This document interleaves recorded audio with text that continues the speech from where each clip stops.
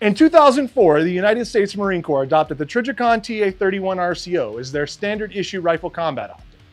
And then they promptly issued one to every single infantry Marine in the Fleet Marine Force during the peak of Operation Iraqi Freedom. By 2007, every Marine in the force was issued the TA-31 RCO, making every Marine a Prism Optics user.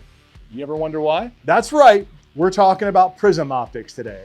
When a group of guys who claim literally every single one of them is a rifleman specifically decide to use a single style of optic for over a decade, it's probably because it's a secret weapon for the shooters who want clarity, reliability, and some seriously cool features. Why are these a game changer from anyone from range warriors to the United States Marines?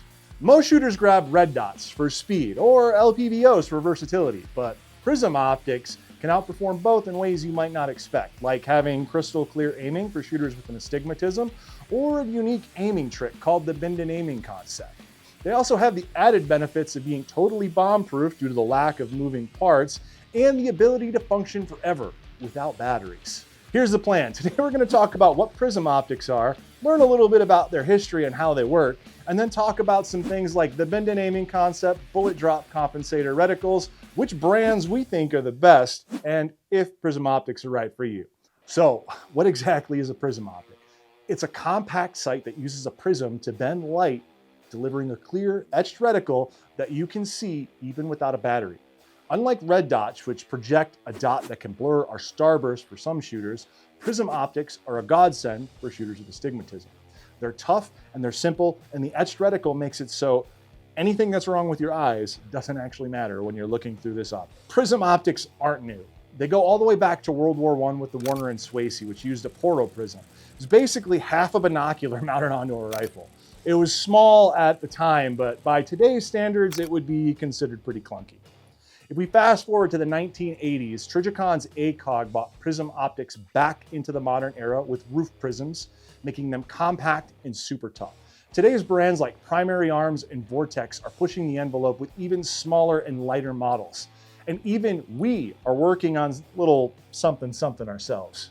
So here's the magic. Instead of a long stack of lenses like old school tube scopes, Prism Optics use a triangular shaped prism to bend light in a zigzag path. This shrinks the entire optic down significantly. Think of it as folding a foot-long scope into just a few inches. We'll throw a diagram up on screen right now so you can see for yourself what this looks like. The reticle is etched onto the glass, so it's always there, battery or not.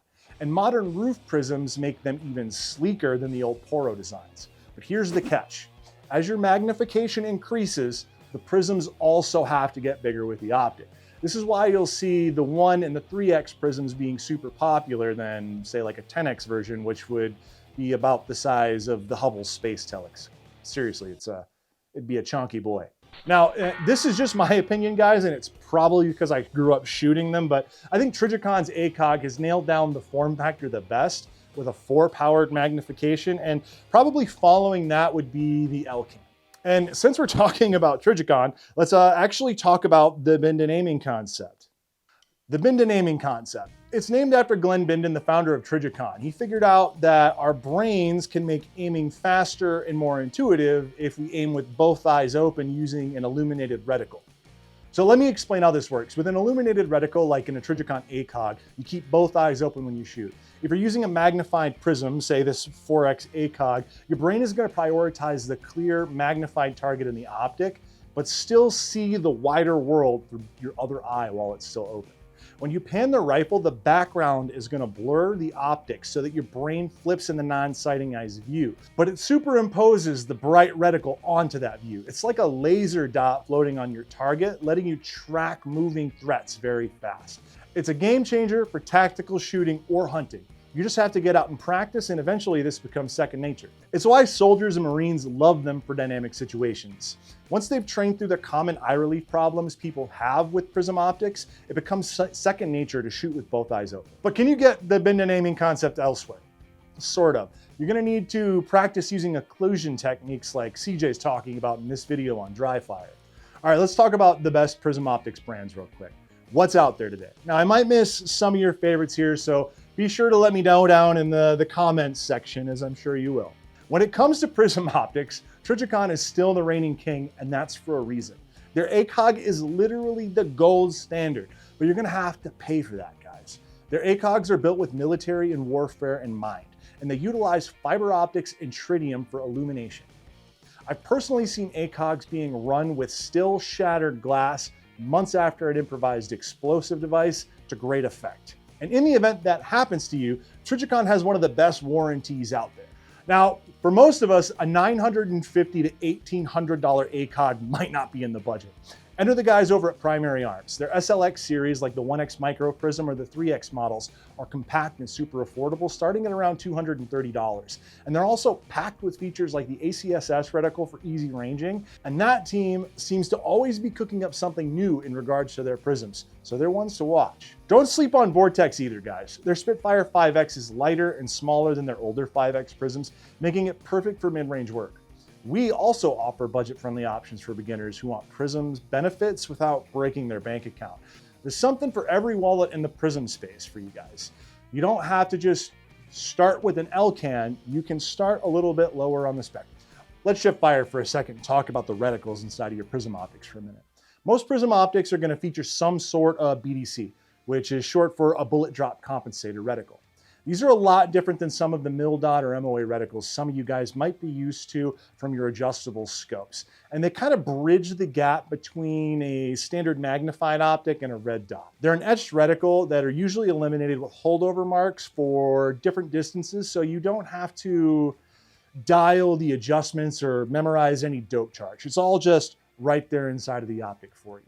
All you have to do is put the right mark on your target, and you're usually going to be good to go depending on how often you're changing your bullet weights. So Trijicon has several iterations of this BDC reticle, but their most common one is the standard issue Chevron reticle. We'll throw this up on screen right now. Here you can see that there's a chevron at the top of the reticle, and below that, a stadia line with intersecting lines for different ranges.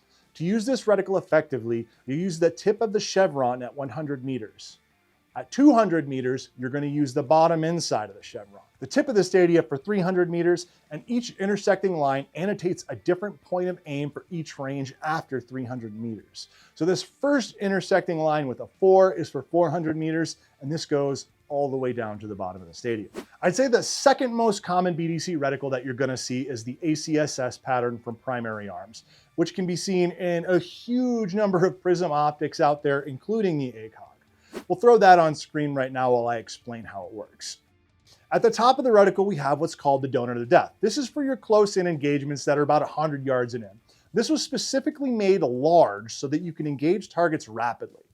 In the center of that donut, you're going to see your 100-yard zero chevron.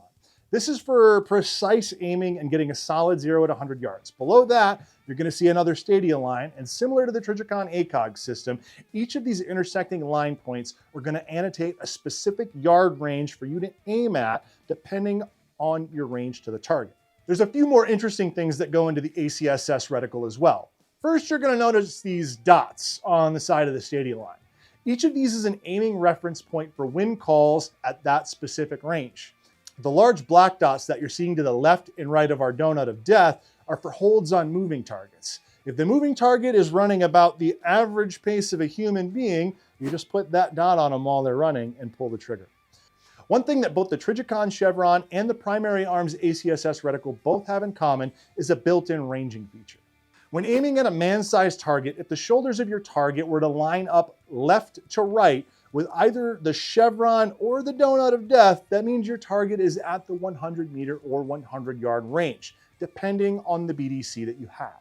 Regardless of which reticle you end up with, and it might not be one of the two that we've just broken down here today, make sure you start by checking over the manual for instructions and then getting out in the range and put those instructions into practice so that you understand how your specific reticle functions. This is going to be crucial for making sure that your Prism optic works for you. If you need a simple fixed magnification all-purpose optic that's probably built like a tank, requires no batteries to function, and you suffer from an astigmatism, the Prism optic is likely going to be one of the best choices for you as an individual. That said, red dots and holographic sights are king for maximizing speed and accuracy, but unless you're willing to slap on a magnifier, you're going to be stuck with a 1x optic. They also are going to require you to continuously feed them batteries, and if you're a shooter with an astigmatism, they might require a lot of additional training to to break through and become efficient for you specifically. LPVOs are also a killer alternative, but you have to understand what you're getting into. With a low power variable optic, you're generally getting a larger and heavier device with moving parts. It offers more versatility with the fact that the zoom is adjustable to your current situation, but I can't even begin to tell you how many guys I've seen stick their LPVO to 1x or 6x and just let it sit that way for 6 months without ever even remotely adjusting the zoom feature that they paid extra for. At the end of the day, you need to fill out a matrix of your own needs when making this decision. And an optic isn't something to choose lightly, guys, because these things aren't cheap. If you want simplicity and toughness for close to mid-range, prisms are hard to beat. But if you need variable zoom and lots of versatility for something like shooting competitions, or if you need rapid target acquisition for something like home defense, your needs might be better met elsewhere. Prism optics are the underrated heroes of the optics world. They're tough, they're clear, they often require no batteries whatsoever to function, and they come packaged with features to help you become a better shooter. Whether you're battling astigmatism, or you need reliable sights for your carbine, or you just want something that isn't going to quit, Prisms deliver. They're not perfect for everyone's needs, but for many shooters, they're the secret weapon that they didn't know they need. If the word astigmatism threw you off and your red dots aren't working out quite the way you would hope they would, check out this video because your eyes might be